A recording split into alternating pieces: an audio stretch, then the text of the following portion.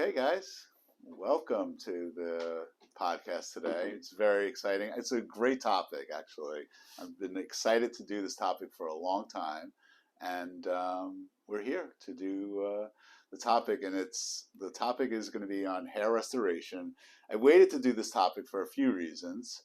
Not to grow back hair. That was not the reason, but the main reason is to get the most research that we can, because there's a lot of things that happen over the last few years with hair restoration, the newest kind of cutting edge data, and so I wanted to try to get the best kind of research, the things that are working the best, the things that are not working as well.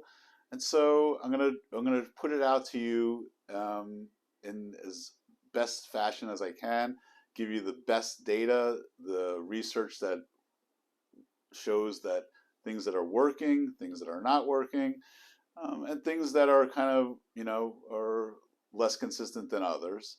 So I think we've got a pretty good handle on what we're going to be dealing with today. So, of course, I have my trusty co-host again with me today, Zoe. Welcome back, Zoe. Thank you for having me. It's a pleasure, as always.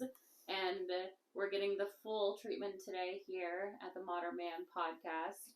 Our assistant producer, Joanne, she's our camera girl. She also hooked me up with an IV for vitamin therapy because I'm nursing a migraine.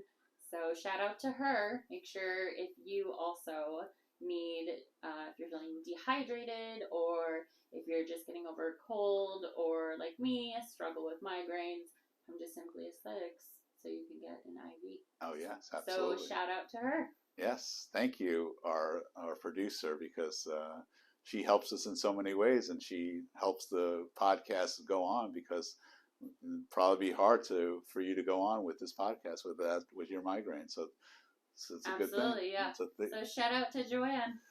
Shout out, Joanne. Good Maybe job. We'll get her to come on the podcast one day. We'll see. We've been trying for a while. Yes. We'll have to twist her arm, but we'll see. But yeah, I'm really excited about today's topic. This is the technology in the last couple of years has really advanced in hair restoration. And I know this is a topic that you care a lot about, and I'm excited that we're finally getting to talk about it. Yeah, I think a lot of people in the community have, the Modern Man community have kind of asked me about it. A lot of people talk about it. It has been something that a lot of people, both men and women, have discussed. So, I think that it's something that is really timely. Just to go back to, like as far as,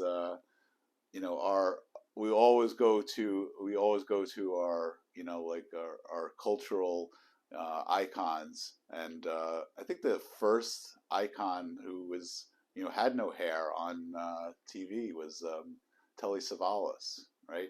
As he played, as Kojak. Yes. The detective. Yes. And he was... Before that, since him, the only leading men that I can think of are like Bruce Willis, yes, and Sean Connery, but not everyone can pull off the Bruce Willis look. Yes, I think Vin Rhames. I mean, he's done a couple of movies where he was. Oh, that's true. Yeah. But yes, it's true. But Telly Savalas was I think the first. But interestingly enough, in the research that I did for the podcast, there was a lot of pictures where Telly Savalas had hair. Do you think it was a hairpiece? I don't know. That's a good question. Well, if you're someone that has to wear a hairpiece like a toupee, yes, and you don't like doing it, I think you'll learn some useful information today on today's episode. I think so. So, so let's talk a little bit about the different types. So this is gonna be a pretty comprehensive podcast. We'll see if we could make it in one podcast. We might have to break it up to two. I don't know. We'll see. I mean, there's a lot of information. There's a lot of information, and we'll do our best to see what we do. But I'm not gonna cheat you guys. So I'm gonna give you all the information, and if I have to do it in two separate shows, we'll do it in two separate shows. So we'll decide once we get to that point.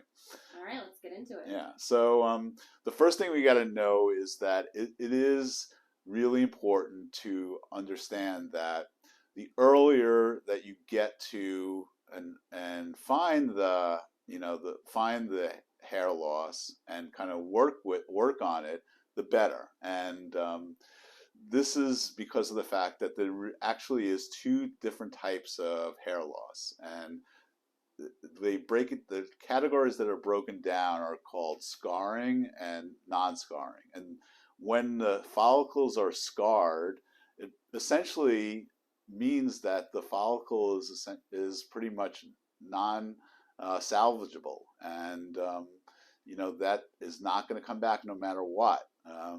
The non-scarring follicles, these are follicles that can come back, and they are recently lost. They're recently kind of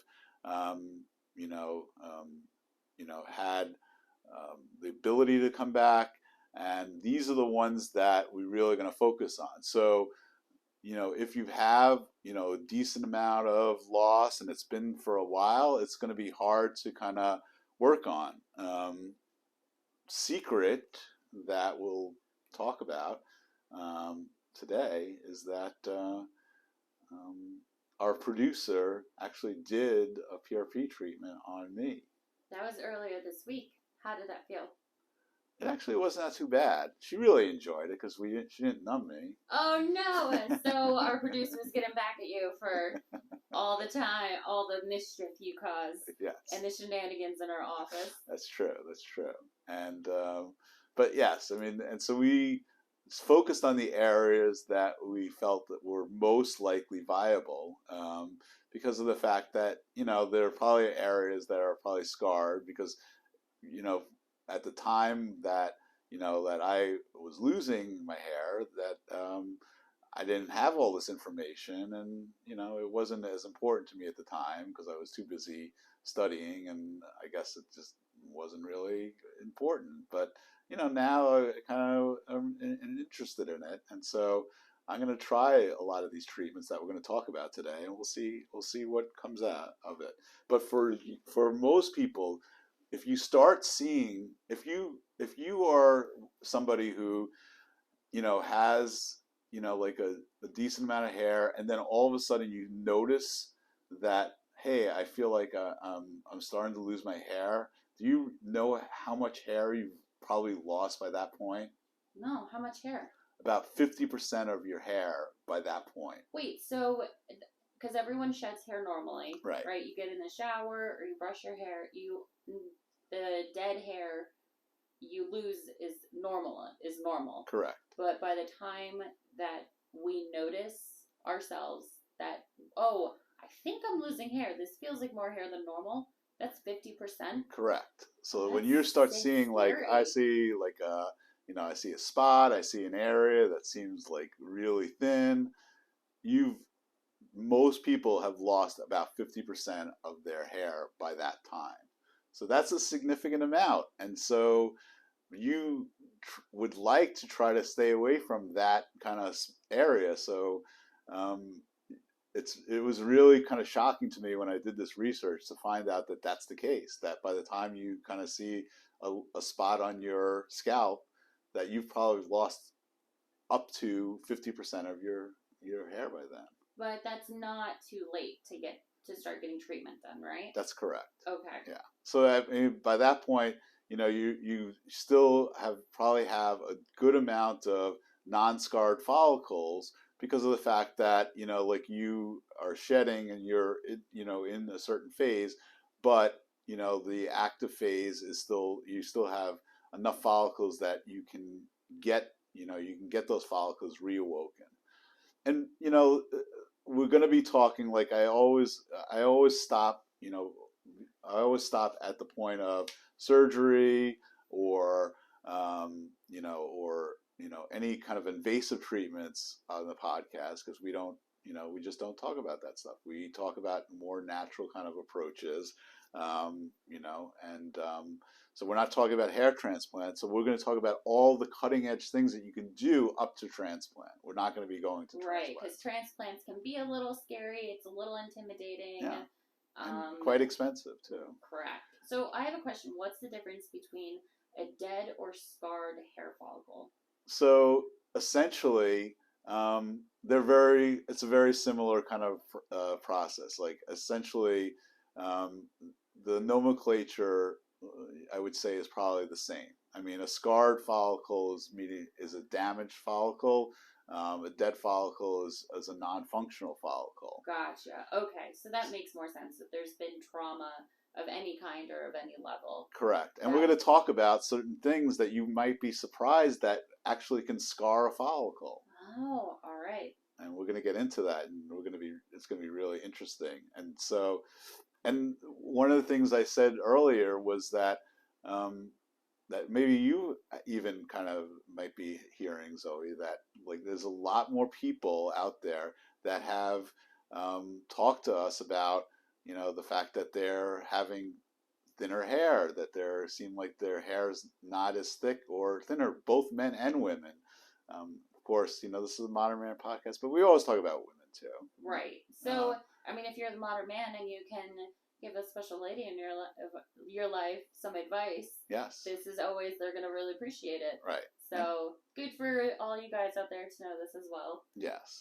But yeah, people have definitely been talking more. I know that I feel like I've been more stressed than normal from the last couple of years. Yes. I've also heard that you can have hair loss as a part of a post-COVID result. Is that something that you've heard or people talk about?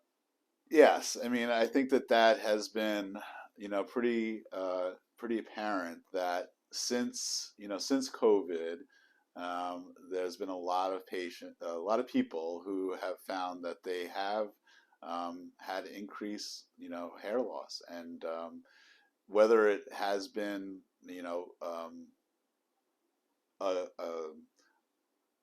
part of a continuum of COVID, or just something that was from the virus itself that they had at that initial time.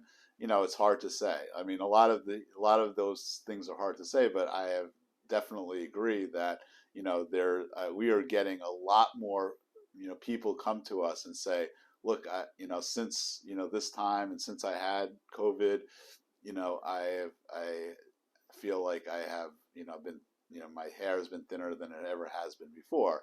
And so it's definitely true. I mean, I definitely think that there's a point these last couple of years, and there might be part of it too that we'll talk about as well, the stress factor. Right. That might be part of it too. But so I don't know what the true answer is, and I don't think anybody really does. But the facts are that there's no doubt that more people are finding that this is becoming an issue than it was a couple of years ago. For sure. Yeah. Right. So we're going to talk a little bit about the science behind it, what ways are the best to prevent it. And so let's talk about what are the things that we could do, to really help. And the reality is that, most important that, there is no silver bullet, with hair loss. For anybody who tells you that, they're lying. There's not just one, here's a quick, easy fix that's right. All snake oil, right? Yes. So we were talking this morning about this, right? That back in the early 1800s, maybe the late 1800s, the early 1900s. Right. They used to sell tonic, and this tonic, they said, cured everything, right? And the tonic, but the tonic used to have morphine in it. It would have hallucinogenics in it. Whoa. It would also have maybe cocaine in it. And the reality is that, probably, at the end of the day, like, you probably didn't remember what your problem was to begin with. So yeah, maybe you did feel better for you a little while. You definitely probably felt better, and you probably didn't even remember what your problem was anyway. So it probably cured everything because you didn't know what the problem was in the first place. Right. Or if you're just, I feel so good. Who cares that my hair isn't growing back? Right, exactly. But I think it's safe to say that a treatment of cocaine, morphine, and hallucinogenics isn't easily available. No, I don't think you can get those anymore. Yes. Well, you probably could on the street. Yeah, on the street, but we don't know if it's pure hair tonic. I wouldn't suggest that. Not suggest no, that. That's not. Yeah, no, this is stay not a away suggestion. from the street. No. Level of hair loss. Correct. Treatment. Right. But yes, but I think that they would claim this, and so. But the point I'm trying to make ultimately is that although a lot of the new technology is very promising, and there's a lot of really exciting things that have come out, and I think that the most important thing that you can do is that you can combine, the things that seem like they really do have efficacy together.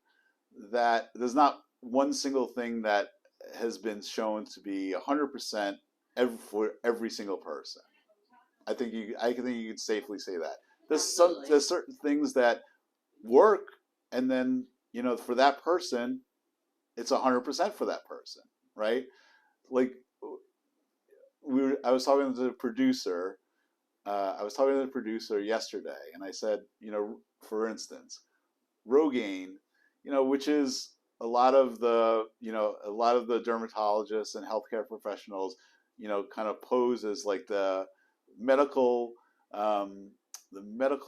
gold standard. That's what they say. Like for hair loss, the medical gold standard is Rogaine. And you can just buy that at the supermarket with your groceries. Now, do you know what the efficacy of Rogaine is? No, I have no idea. 40%. That means that 40%. So, and she said to me that it only works 40%. Like, I said, well, it only works for 40% of the people that it does. For the 40% of the people that it does, it works 100% of the time for them. Meaning that those people it's going to work for, it works.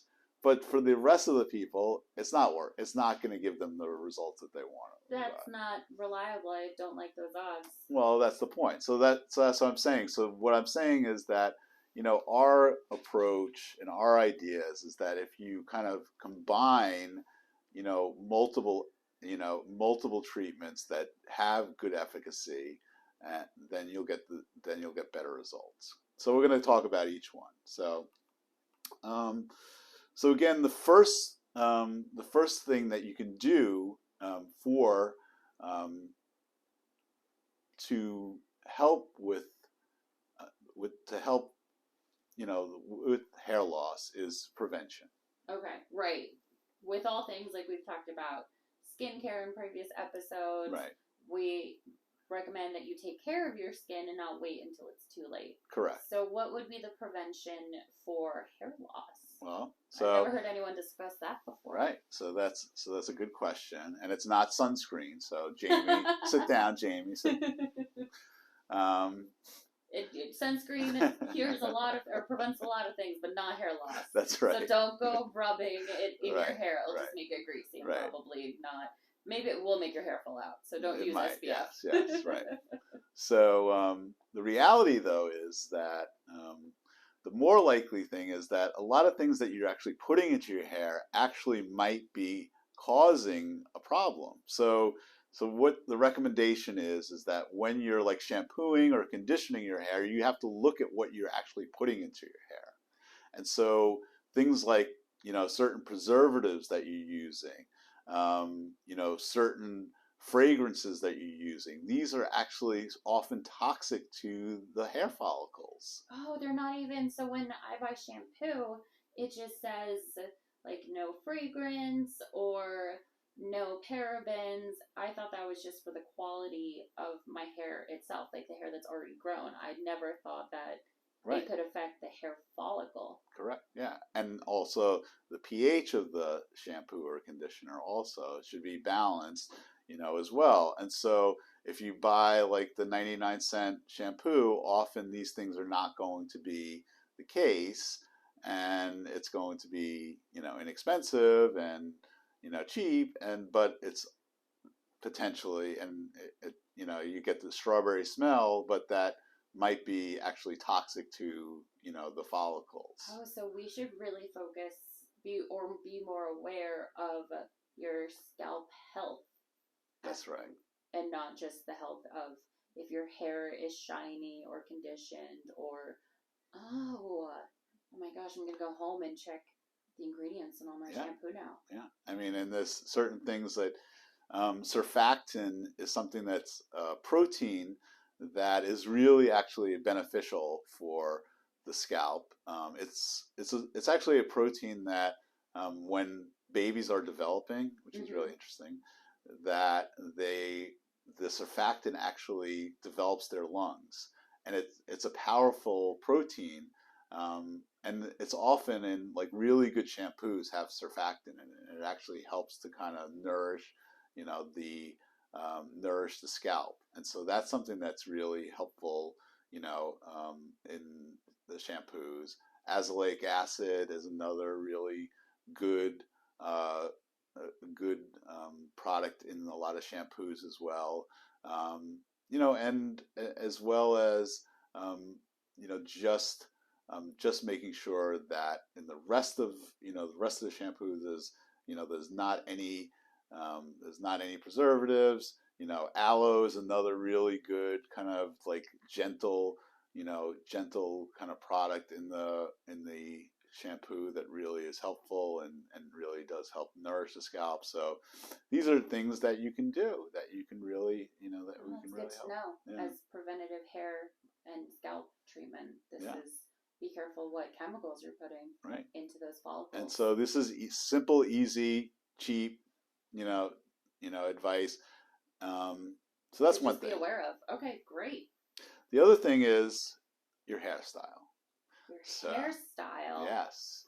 So you might not think of this, but things like ponytails, things like braids, actually, the mechanical stress of hair can actually, and there was a study done on this, can actually damage the follicles. And like you said, like you asked before, can scar the follicle. Oh, so if that would count as trauma, continuous trauma to the head is wearing your hair in a tight ponytail. Right. I know the man bun is pretty in trend right now. Right. But even as old school as Steven Seagal. Yes. His ponytail. Yes. So, all right. So if all of these modern men, Brooklynites that are listening, that are wearing your man buns while you're getting your expensive cup of coffee. Right. So just keep in mind that can be damaging. That can scar the hair follicles. Right. I mean, it's very tight, hair tight,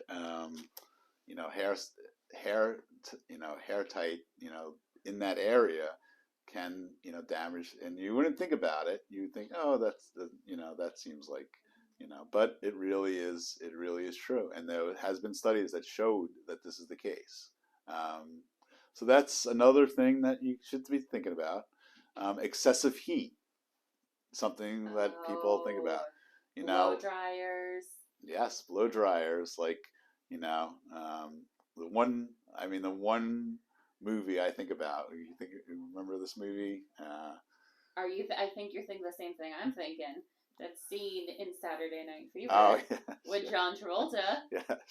Yes. And I think he's lost a lot of his hair.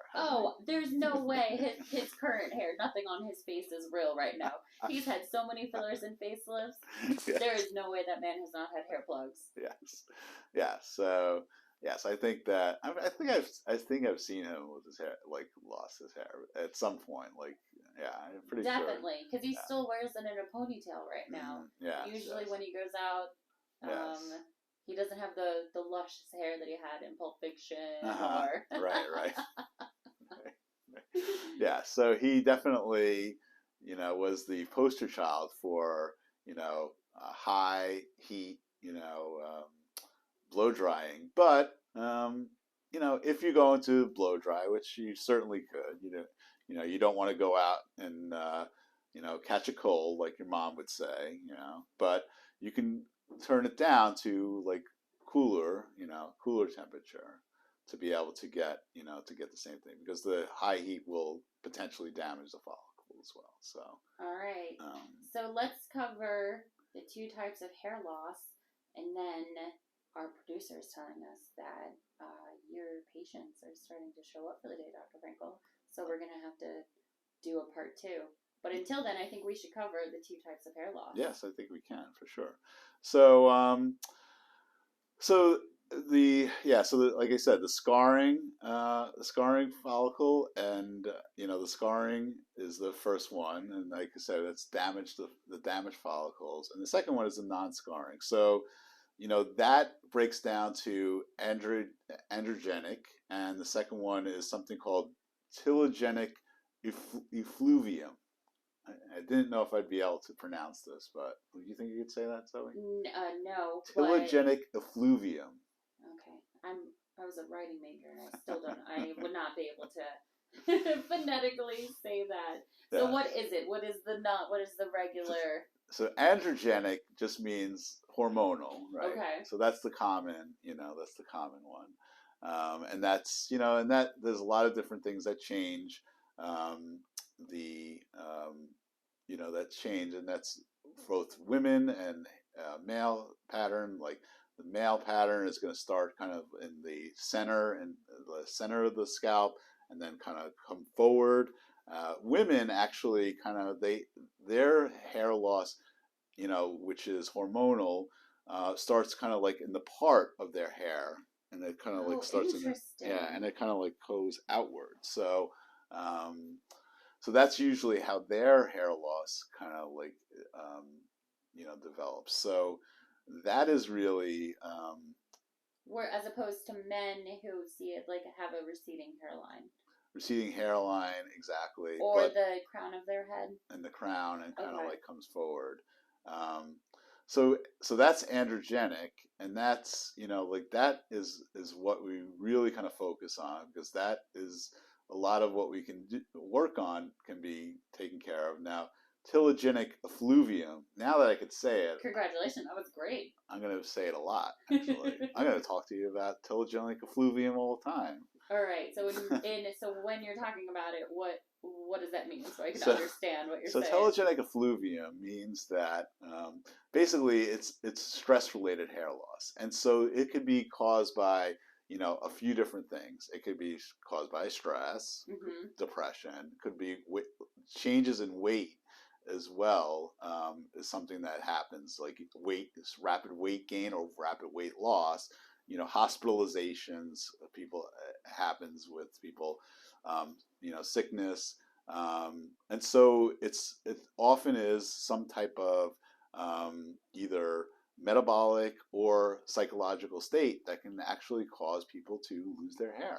Wait a second. My psychological state is very telogen effluvium. I'm very, look at me, I can say it now too. Yeah. I don't manage my stress very well. Yeah. And I think my hair is thinning. Is that something that can be treated? Yes. Well, yes. I mean, it can be helped. Usually, it depends on if the state is transient. Sometimes it could last for up to 2 years, but if it's consistent, it could actually trigger the androgenic phase too. Oh, that's not good. Right. Okay. So that's the thing.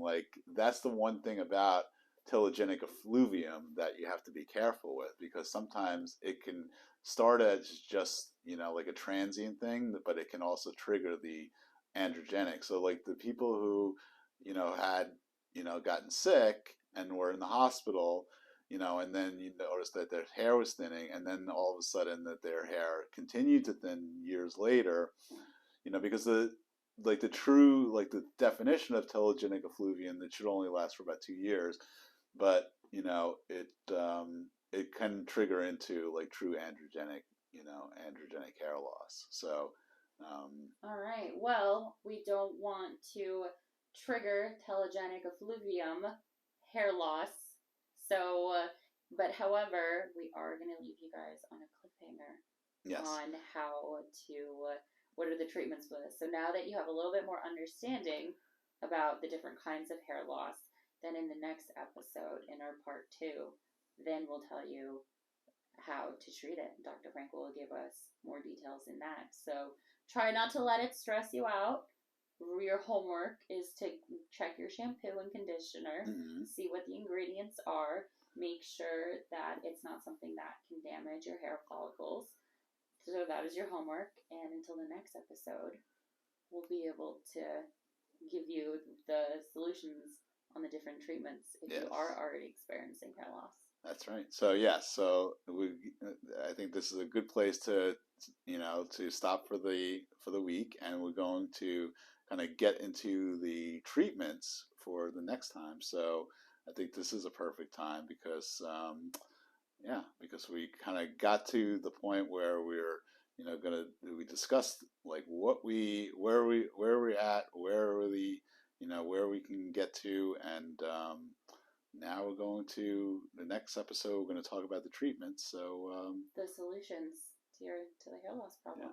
So all right. So please listen to part 2 next week, and we're excited to have you, and I'm excited to talk about it because I think that that's going to be really where the excitement is all about. So absolutely. Dun dun dun. Until next week. Okay. Thank you guys. Remember to like and subscribe wherever you listen to podcasts, and we'll see you next week. All right. We'll see you next week, and part 2 is coming next week, and we'll be excited to give you the answers to the question, and we'll see you soon. Bye. Bye. All right. Cool. Yeah, that was good. This is great. Yeah. Telegenic effluvium. That's really impressive.